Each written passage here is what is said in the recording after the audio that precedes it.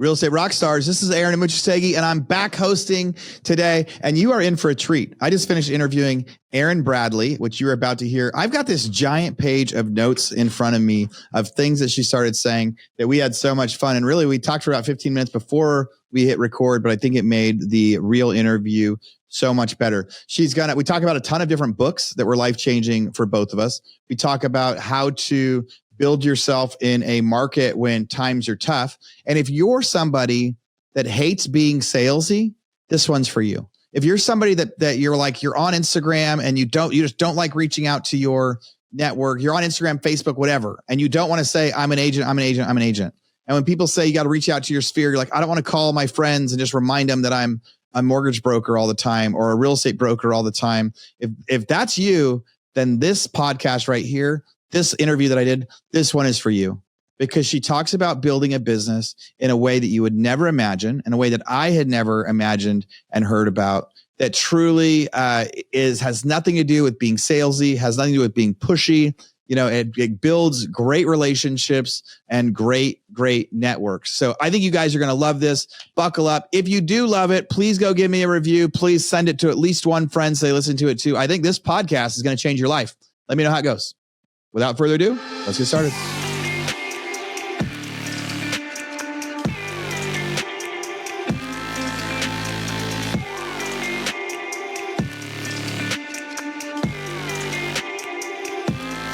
Well, Erin, let's get started. Thanks for joining me today. Where are you calling in from?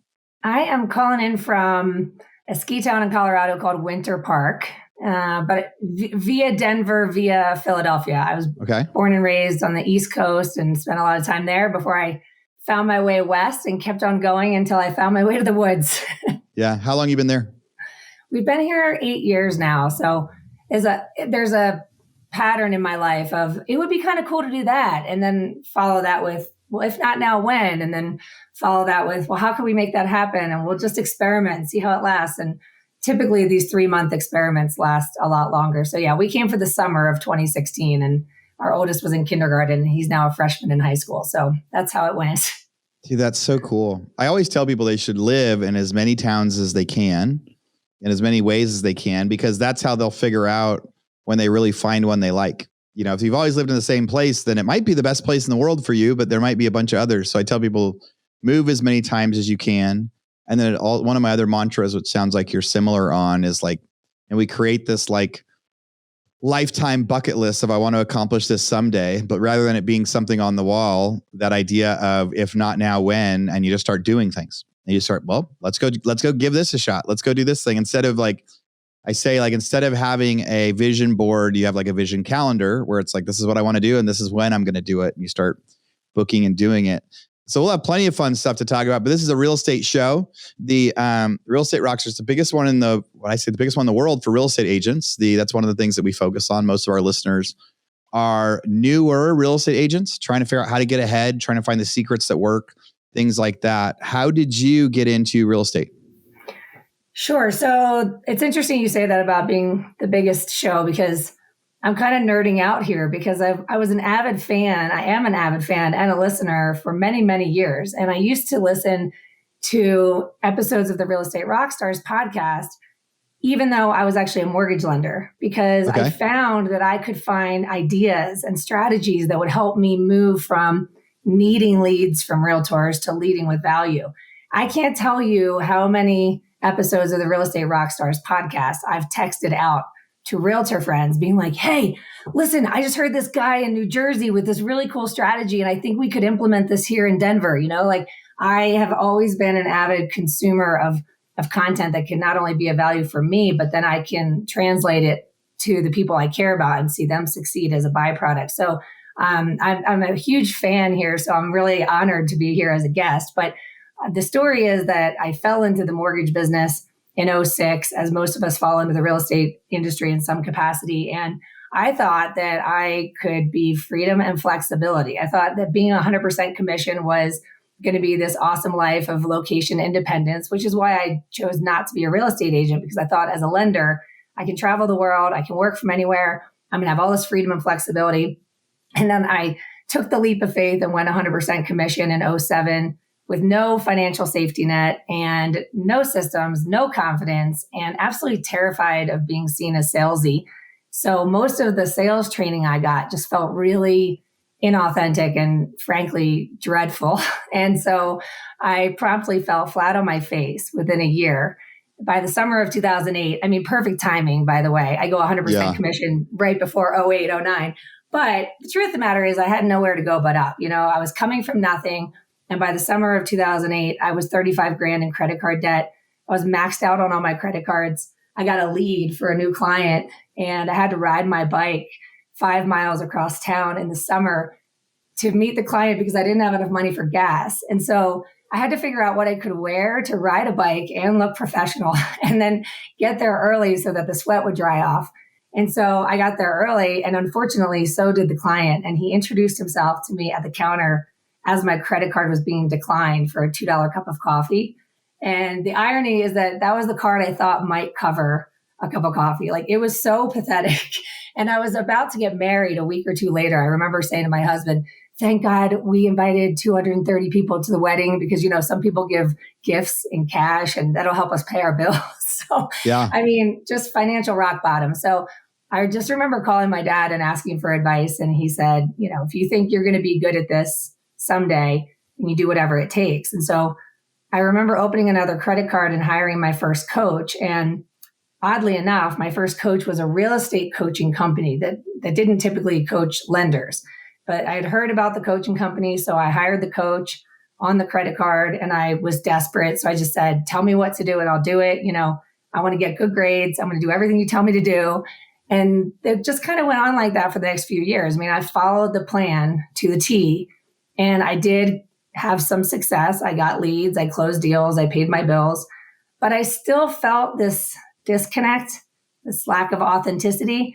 And it wasn't until 4 years into the business in 2011, somebody gave me the book, The Go-Giver, which I'm sure you've heard of or read. And if the listeners have not read it, I recommend it. But I read The Go-Giver, and it was this huge paradigm shift for me because all the years leading up to it, following the plan, doing the activity, digging deep for the motivation, putting on the game face, I was doing the activity, but I there was something out of alignment. And I felt like I was do this to get the leads, to get the deals, to make the money, to pay your bills. Like, it was always a me problem.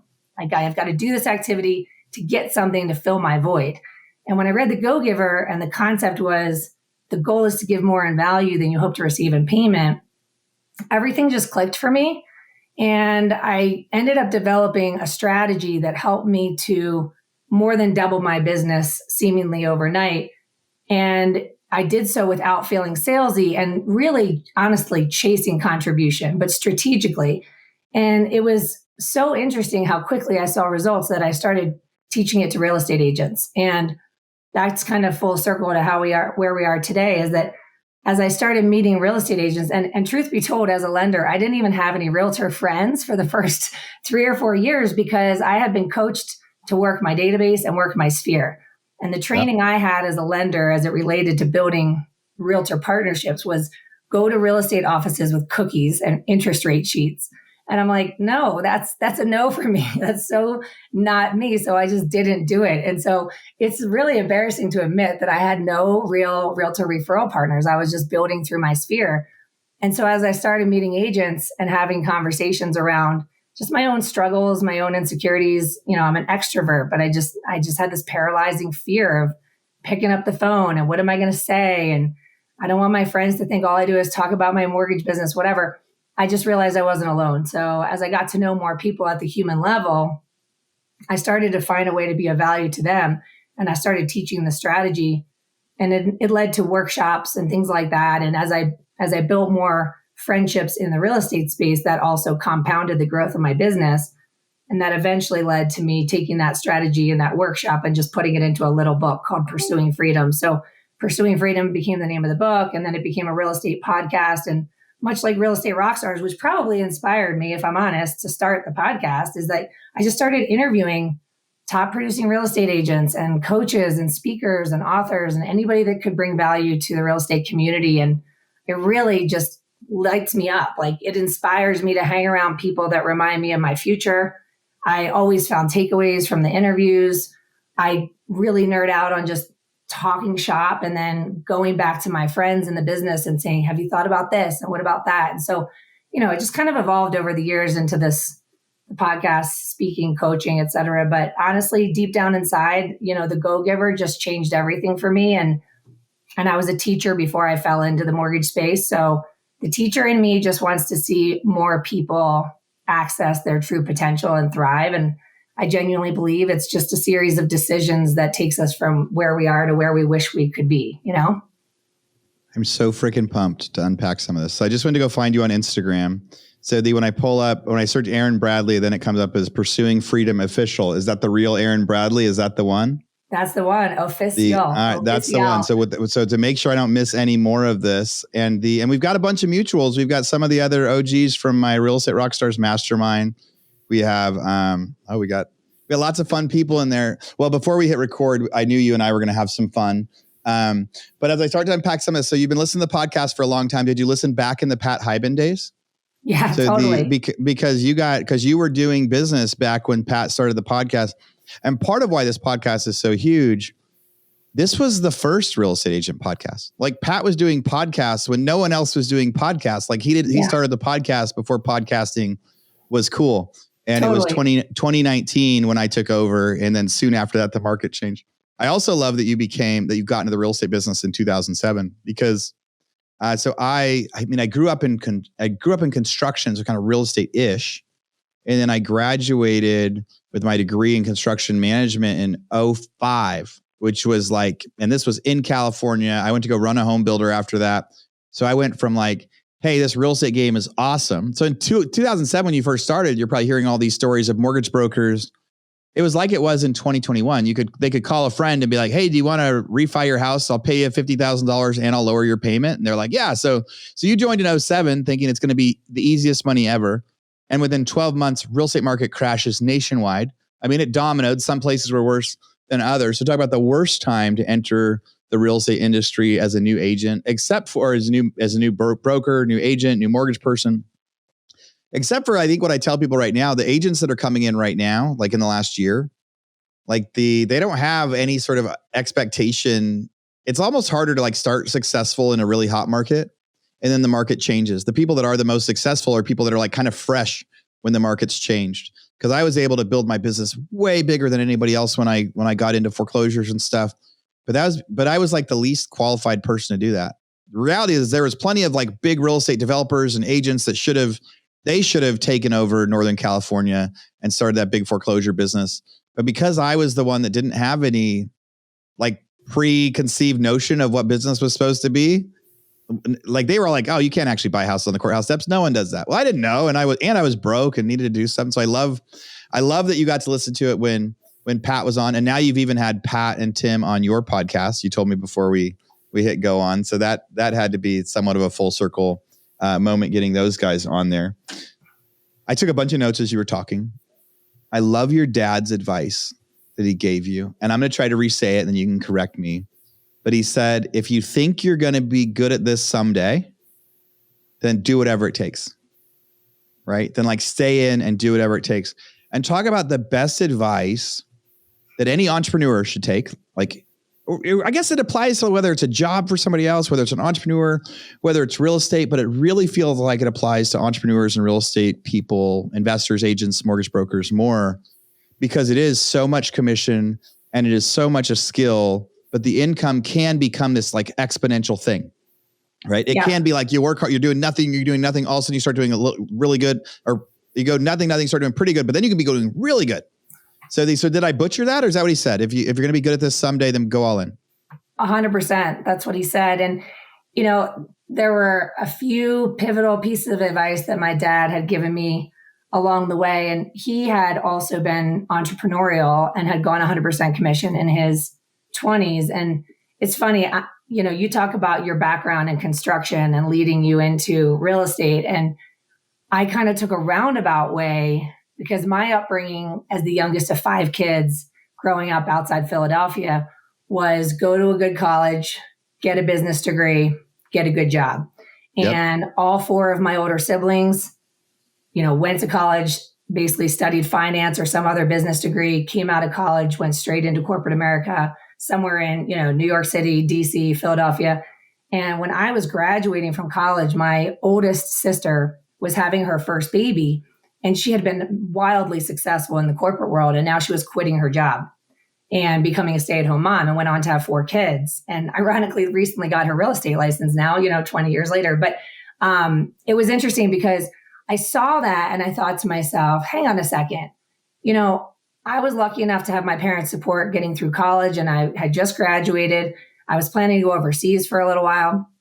And I thought to myself, I want to take a little time here and have a window where I just selfishly do things that are fun for me. Because if I am lucky enough someday to have a family, I'm going to be beholden to that. And I don't know if I'm going to have some career or if I'm going to be a stay-at-home mom. I didn't know at the age of 22. And so I started traveling, and to your point, living all over the place. I mean, I lived in Ireland, I lived in Barcelona, kayaked to the coast of Mexico for a month, some African safari, all kinds of things. And I had no money. I had 2 pennies to rub together. When I was living in Barcelona for 2 years, I was teaching English, maybe 20 hours a week, cash under the table, making about $900 a month.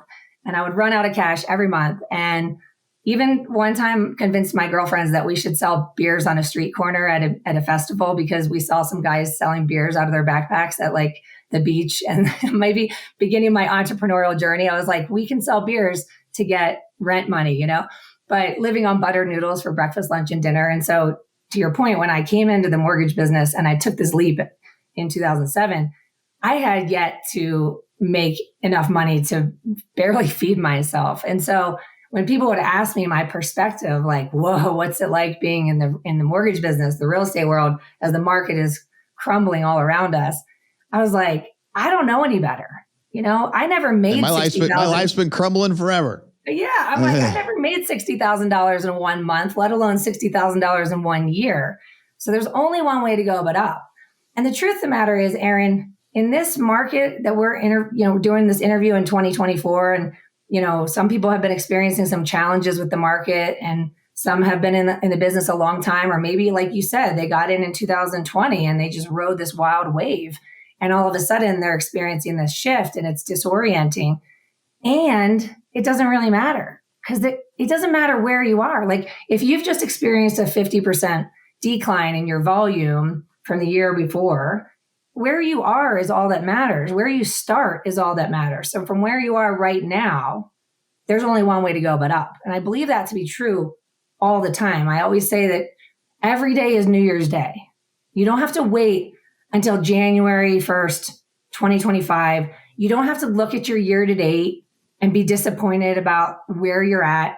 There's no point in looking back and being disappointed or looking at the external factors we can't control and using that as an excuse not to thrive. I really, truly believe we can look at where we are right now and say there's only one way to go but up. And I think that could be a motto for life.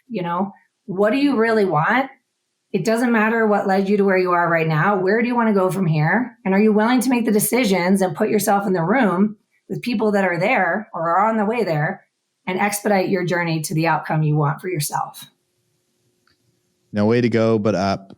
Even if you're already at the top, it's like pushing that mindset that, like, no matter what, it can get better, and any chance to reset. So you talked about the Go Giver book, and then what's your book called? Pursuing Freedom? Mm-hmm. Pursuing Freedom. Any other business books out there that people should make sure that they go read? Oh my gosh, so many, but I'll try not to overdo it. I'm rereading the 12-week year right now because it's September, and I get super fired up in September because 12-week year is a good one, yeah.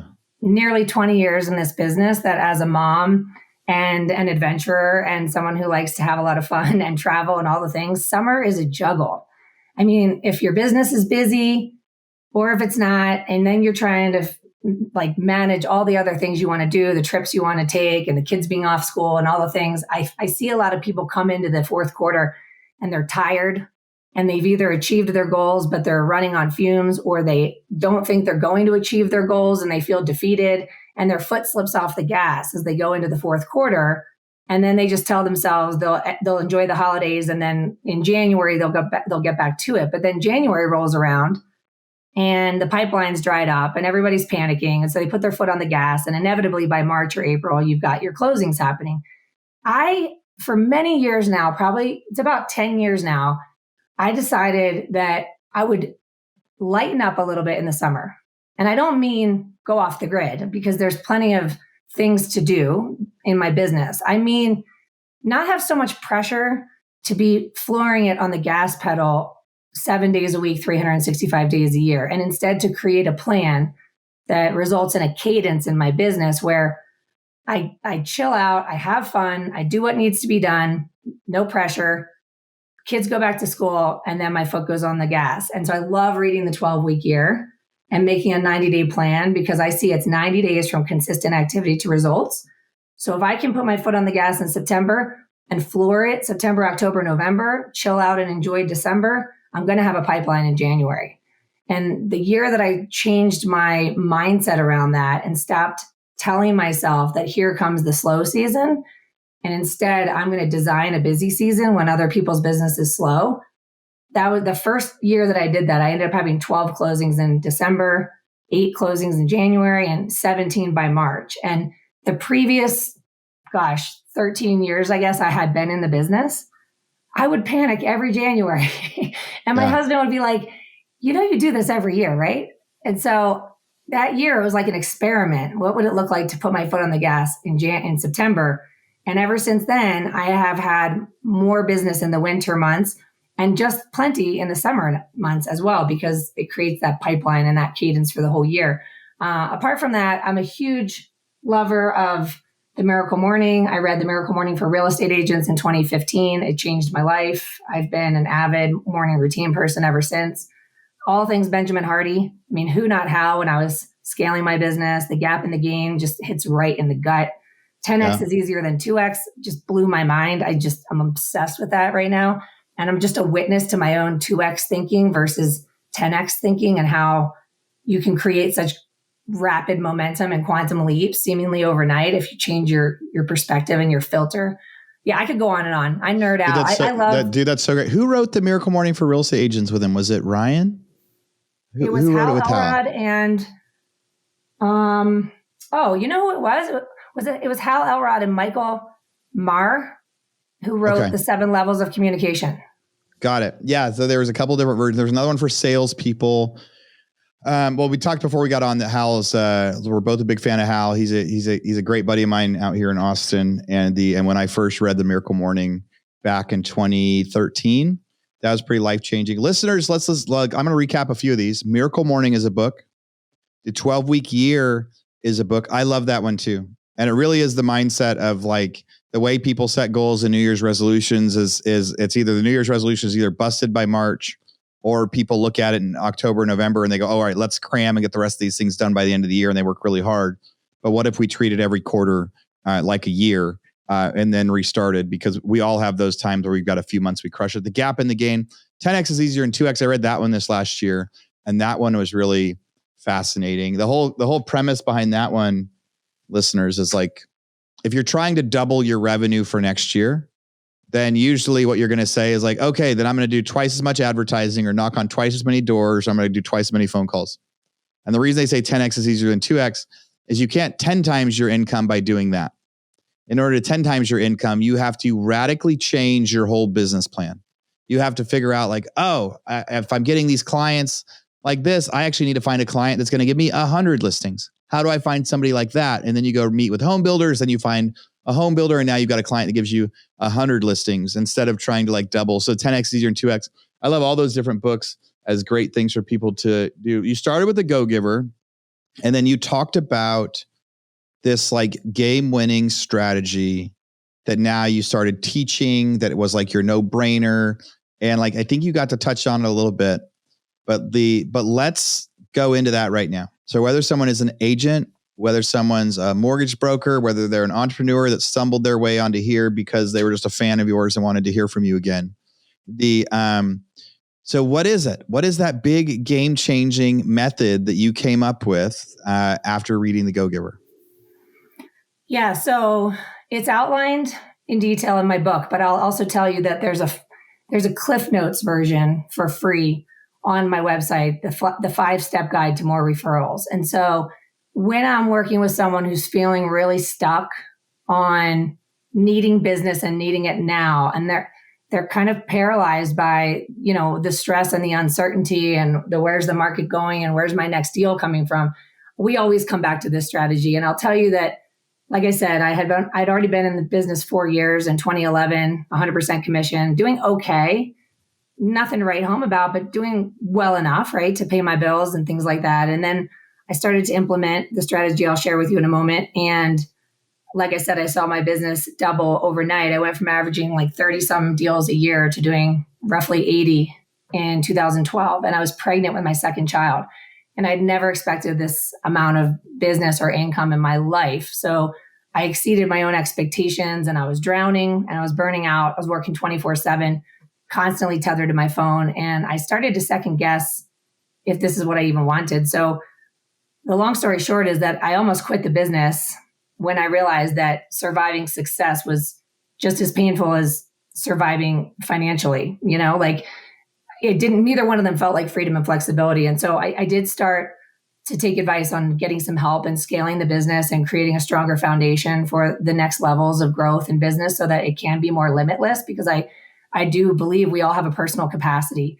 And it's not our capacity for financial abundance. It's just our capacity of energy, time, and enthusiasm, which starts to be compressed when the business starts to pick up. So the first thing, coming back to that 10X mindset, and to your point of like, someone who can give you 100 listings, there's people listening that could cringe when they hear that, because that sounds really overwhelming because they don't have an infrastructure strong enough to hold that kind of volume.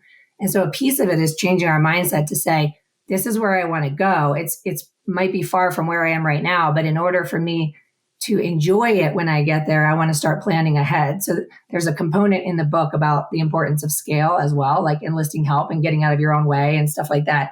But the strategy as it is step one is just get crystal clear about what you want and why you got into this business. And there's a lot of people right now that are listening that have probably been in it a long time. And sometimes we lose our spark, we lose our mojo. It's not for shortage of knowing what to do, right? There's no shortage of playbook out there or sales training on how many calls to make and notes to write and people to see. So I don't really believe that's the bottleneck.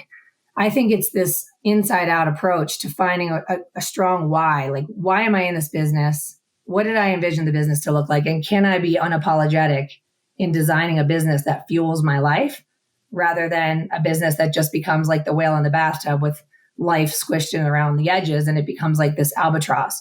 So number one is like goals, mindset, and decisiveness. Second step, who do you want to work with? So this kind of goes against some other training that's out there, but rather than make a list of people based on my own personal agenda, I make a list of people based on how they make me feel. And one of the best pieces of advice I got from a coach in 2015 is that 25% of people will love you no matter what. 25% never will, no matter what. And the 50% in between is fair weather friends, or they just haven't met you yet. And so I look at my database like a garden in the springtime. So if you live in a place where there's a winter, then in the springtime you come out, your garden is a mess, right? There's weeds. There's the stuff that pops up every year that you like. There's the stuff you plant every spring that you enjoy for the season. And then there's the stuff that you've never really evaluated. It's just been there since you moved in and you haven't really even asked yourself if you like it or not. So I consistently look at this garden, and I'm again, very unapologetic in particular about who I want to plant and who I want to nurture and how I can grow more relationships like this with purposeful intention rather than just settling for the landscape I've been dealt. And sometimes that means plucking the weeds. It means, every time I call this person, I feel resistance around it. And it's not because I don't want to grow my business. It's not necessarily even insecurity, but like there's something energetically off that I feel resistance every time I go to pick up the phone. So there's this dread and procrastination, which is creating this downward spiral of energy and emotion and things like that kind of slow me down and hold me back. And so when I clean up the garden or the landscape and I clean up the database, these are relationships in my life that I know are cheering me on. So whether I'm brand new to the business or I've been in it a long time, these are the people that love me no matter what. And in order to address my own insecurity in the early years around picking up the phone, it was actually, I think, in the 7 levels of communication by Michael Marr, where he said, he kind of mapped it all out. And then he said, if you're still having call anxiety, it's because you're thinking too much about yourself. And I think about that now, and it's so spot on to the struggles I had in the early years, where either I was muscling through the activity because I was desperate and I was told to do these things to get the deals to make the money. But again, I was left with this lack of authenticity, this lack of enthusiasm, or there were people that I felt called to connect with. So step number 2 is, who do you want in your garden? Okay. This could be demographic, geographic. It could be based on your hobbies, your interests, philanthropy, like where you want to give back to the community. It could be gratitude for our local heroes, veterans, like clean it up and get really clear on who you want to work with. And then I'm going to stop you really quick. A couple of things that I thought were like really highlighted that I think people should be taking notes on, right? Is one is that idea of if you are struggling with making the outbound call, then you're thinking about yourself. If you're struggling with door knocking, if you're struggling with any sort of outreach to anybody at all, that whole concept, it's really because you're thinking about you and you're not thinking about them. That's like a kind of I haven't heard somebody say that before, but that's pretty mind blowing. And I think it applies for real estate agents and investors and anybody that's trying to work cold leads or warm leads. This idea that call is supposed to be about them anyway. And so that's a really interesting, perspective, from that one. And then firing your customers. That was something that I read the first time I read the 4-Hour Workweek, was like, 80% of your income comes from your top 20 clients, right? Or your 20 best customers. But it's also like 80% of your time comes from your 20 worst customers. Mm-hmm. So we implemented in one of our software companies that we fire our customers often. So it's a recurring revenue business. We're supposed to like have somebody sign up and never hear from them again. And if we do, and they're the ones that are calling and complaining and cussing out our chat support and telling my people they suck.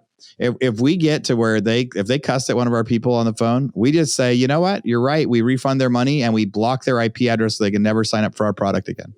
Right. So I love that organization setup where you're like, rather than say like, hey, how many people can I get in? You're saying, who can I get in? And who do I really want to work with? Because real estate's hard. Business is hard. Entrepreneurship's hard. You have these ups and downs.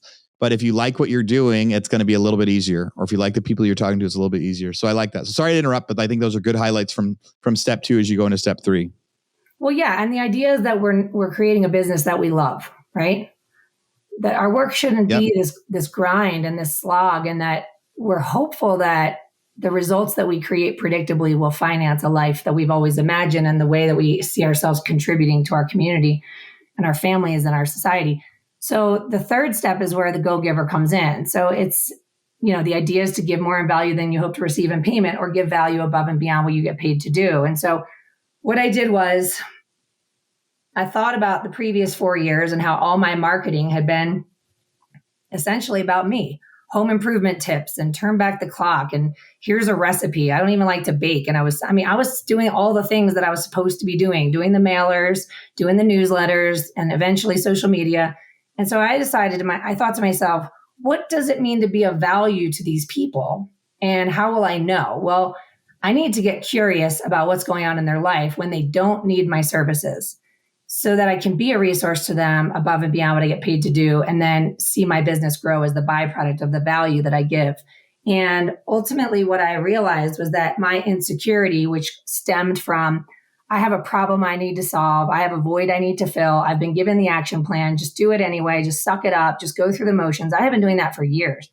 All of a sudden, I noticed that curiosity dissolved my insecurity. So before I interact, instead of thinking, hopefully this phone call is going to get me a lead, right? That's a me problem. Instead, I can be honest with myself and say, okay, Erin, one thing I know for sure is that when you woke up at 3:00 in the morning one night and you couldn't fall back asleep, you were not thinking about my mortgage business or my bank account or my pipeline. You were thinking about whatever it is that you're excited about, or you're worried about, or you're working on. And it's my mission to get to the bottom of that. And so using some advice from a sales training, FORD means family, occupation, recreation, dreams. Same thing as FROG, another acronym, family, recreation, occupation, goals. I could come from a place of curiosity. Like, I want to get to the bottom of what's going on with Erin right now. And I heard this quote many years ago that it's when you step back from the single brushstroke that you can see the entire painting. And so I thought to myself, the transaction, the closing, the paycheck in my pocket is just one brushstroke in the painting of this person's life, right? And the transaction is a me thing, but the rest of the brushstrokes are about their life. And if I can find the brushstroke of the painting they're on and then be a resource to them, then I need to have some tools in the tool belt, which means once they've closed on the property, do they know that they should probably get a will if they don't have one in place already, or a trust set up? Do they even know what that is? Can I have a conversation with them about protecting their asset that they just purchased? And can I make a recommendation that they have a conversation with an incredible estate planner? Do they need a handyman to do those honey-do list items that came up in inspection? Do they need a house cleaner? Did they just relocate? Do they need a dentist, a pediatrician, a local childcare recommendation, an OBGYN? I mean, who are they and what do they actually need that has nothing to do with me? And so I started calling my friends and past clients. And instead of calling with my mortgage hat on, I just called as me with this idea that I have that, hey, Erin, I want you to reach out to me when you need anything, not just a mortgage. And I really want to be a resource before, during, and long after the loan closes. So I want you to contact me if you need anything. And I need your help in building this tribe of trusted local service providers. So I refer to my database as my village. I leverage my village to help me build my tribe. So who do they know that I need to connect with to add to my tribe? And I call it a tribe, not a list, because I think that what I've learned is that realtors can miss the boat here and say, I have a vendor list. And then they have this underlying frustration around lack of reciprocity. Like, I give leads out all the time. I don't get anything in return. And my response to that is, well, how well do you know the human being behind the job title? Because a vendor list in and of itself sounds pretty superficial or surface level, where it's like these people, these job titles are disposable if they make a mistake. But behind the job title is a person. And every single entrepreneur struggles with the same thing. We all have these hopes and dreams for freedom and flexibility and financial success. And we have our challenges and our insecurities and our worries and our doubts and all the things. And so instead of just saying, hey, I'd like to add you to my list, I say, hey, I'd like to get to know you better. I want to know how you got into this line of work and why you love it, and where does your business come from, and what are your biggest challenges, and what are some of your goals, and how can we support one another? And so step 3 is that you are leveraging your village to connect and make and build this tribe. Okay.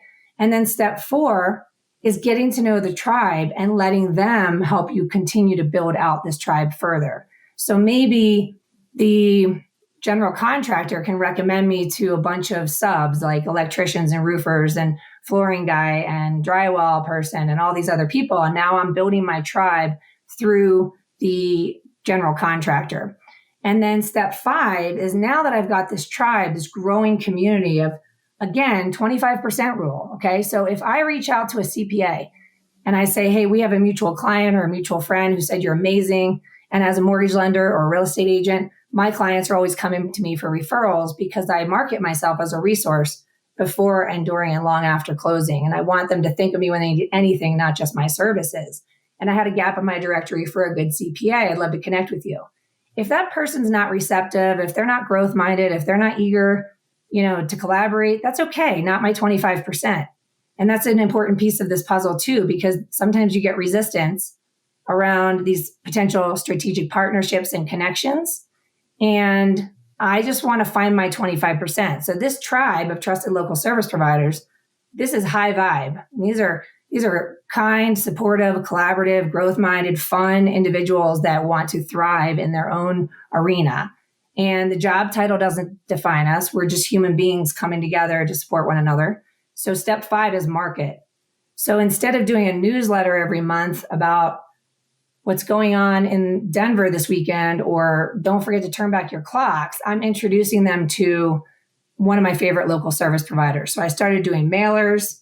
I did newsletters. I started creating social media posts, doing interviews with local service providers, cross-pollinating, like holding events, bringing my estate planner in to do a workshop for all my clients, doing another one for all my other referral partners, encouraging them to do the same with their clients, hosting events where I'm intentionally making connections. Like, I'm wanting the contractors to know the GC, and I'm wanting the handyman, all the people. I want to make sure they all know each other and then teaching them this process.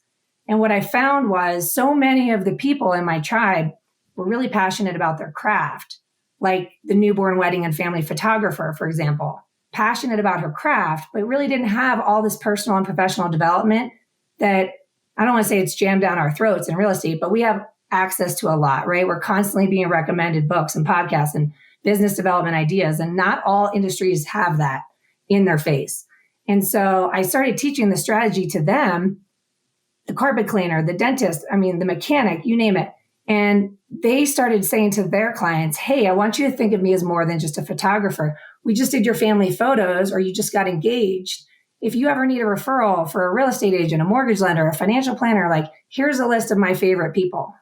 And before long, that reciprocity problem was solved. I was starting to get a ton of referrals back from all of these different people in my tribe. They became my clients. They became my referral partners because the reciprocity was sort of inherent, because I was so invested in giving value to them, right? Instead of getting something from them. And from that point forward, it was kind of game over. And I share this strategy because it worked when my pipeline dried up after babies were born. My pipeline dried up after my dad passed. My pipeline dried up when the markets shifted or the rates went up. Things are going to happen. And that might be where the listener is right now. It's like, man, my pipeline's dried up. This process works every single time because it gets you unleashed. If you can replace your insecurity with curiosity, if you can come from a place of love, which is impossible to exist in the same space as fear, you are looking at human beings that you care about. You're intentional about your 25%. You're curious about peeling back the layers of the onion and finding that brushstroke in the painting. And then you're intentional about finding the resources, connecting them to the people that they need, showing them you heard with a handwritten note or a gift in the mail, whatever. And it creates a snowball effect because then there's no shortage of what to do, right? Like, so many people wake up and they're just like, what should I do today? Who could I call? What could I do today? And that analysis paralysis, it's energy draining. Like, the decision making is energy draining. And so without a crystal clear plan, then you find yourself stuck and the mud turns into quicksand. But with this process, there's no end in sight because every interaction breeds another interaction. There's always a reason to follow up if I find the brushstroke. They're connecting me to somebody I can meet with. I'm meeting that person who can connect me with someone else to meet with. I'm marketing them back. There's just no end in sight. So it feels very limitless to me. And I've found it to be effective in every market over the many years. And so I hope it's helpful to somebody listening for sure. Yeah, I think it is helpful. I think it's helpful for, again, anyone in business and new agents and old agents alike, in a way for people that, there's a gal that I interviewed recently, and I've been talking with her a lot about her real estate business. And she doesn't want to be aggressively salesy, right? And there's plenty of agents out there that are listening right now that I think that probably hits really hard, right? We're like, hey, you've got a really big Instagram, start telling people you're an agent. And they're like, well, I don't want to come off with commission breath. I don't want to come off too salesy. Now, I think people need to be, but for the people that absolutely can't, absolutely won't, absolutely, it hurts them deeply when they think about doing it or they cringe. This is a concept to build a business that really gets to hit the whole idea of service without asking for anything in return, because it will automatically create that big thing in return. Well, this has been brilliant, and I think it's really helpful. We've hit a bunch of things so far. We got a couple minutes left. We've hit a bunch of things so far with like entrepreneurship and then building a brand or building a business and leading with value. There's so many different notes in here, and I think it's unlike most of our podcasts that we do out here. I also love at the very beginning that I said, hey, it's a podcast for real estate agents, and you said, hey, I was never an agent. I listened to this a long time. And you sent it to people. For listeners out there, there's no like greater thank you or no, I guess no greater honor than if you like take part of this podcast and go send it to one of your friends and say, hey, you got to listen to this. This gal's talking about this on here. You got to go hear it. Like, you guys sharing this is the way. The cool thing about podcasts is we're here every week, and most of the people that listen to us are hardcore fans because that's how you come back, because they don't go viral. These podcasts aren't going to go viral. They're only going to go viral if you guys hear something and you decide to share it and tell other people they need to. And there's probably a couple friends you have out there right now that could really hear this message, that could be struggling in their business and they haven't thought about this, or they've told you, hey, I don't want to be salesy. I don't want to go do that. I don't want to door knock. I don't want to be salesy. I don't want to cold call, the other things. What about this idea? I think that could fit. In our last 1 or 2 minutes, another note that I had at the very beginning of something that you said was you found out pretty early on in your career that you weren't alone, right? Like, and that concept of like, hey, I'm dying right now. This is hard. I'm working hard. I'm not getting paid. I'm working hard and people are mean. I can barely make my bills. I'm doing credit cards. And I think how we deal with the never being alone shifts at different parts of our career. Before we hit record, we realized we're both parts of masterminds, right? And I've got my big entrepreneur mastermind that I'm a member of. I've been a member of GoBundance since the very early years of GoBundance. Found out before we jumped on the call that that you're part of the women's group and some other things out there. And I think a lot of you listeners know about my Real Estate Rockstars mastermind, which is like a GoBundance for real estate agents. We just meet once a year out here in Austin. And I think we still have some tickets left for next year for that. But so I want you to hit on in our last 2 minutes, the importance of a different sort of tribe, which could be that mastermind or anything else. I remember when I first found my mastermind, when I first found GoBundance, there was this huge relief that I wasn't alone. This huge 100%. Relief that the things that I was going through was others. So I guess talk about that a little bit. What's your experience with that? Are you parts of lots of groups, or what's the benefit or the pro and con, or how can someone find something like that? To keep it concise, what I tell people is that if you want something that is beyond a reality you've experienced for yourself, you have to get in the room with people that remind you of the future you want for yourself. And I've never been without a strategic coach. I've been part of mastermind groups, accountability groups. I found GoBundance in 2020.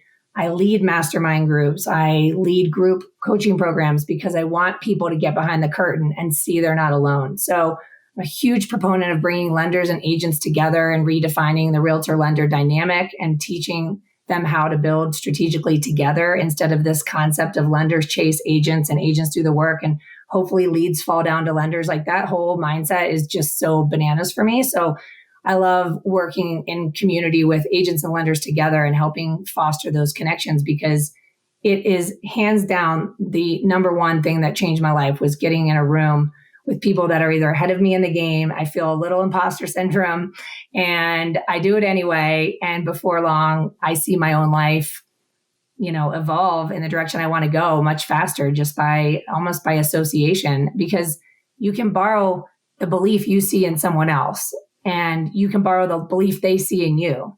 But we're always going to be limited by the beliefs that we have, which are just thoughts we've been thinking over and over again that become stories. So yeah, hang around people you can borrow belief from and you'll watch your own belief system expand. Yeah. Well, this has been a lot of fun. So I found Erin when we first got started on Instagram, when we started the interview right now. So if you go search for Erin Bradley on Instagram, you'll find her there. She talked about her book, about her podcast. Erin, if somebody wants to reach out to you and ask you about more information, what's the best way they can find you? Yeah, just DM me on Instagram at Pursuing Freedom Official. It's me answering. I love connecting with people.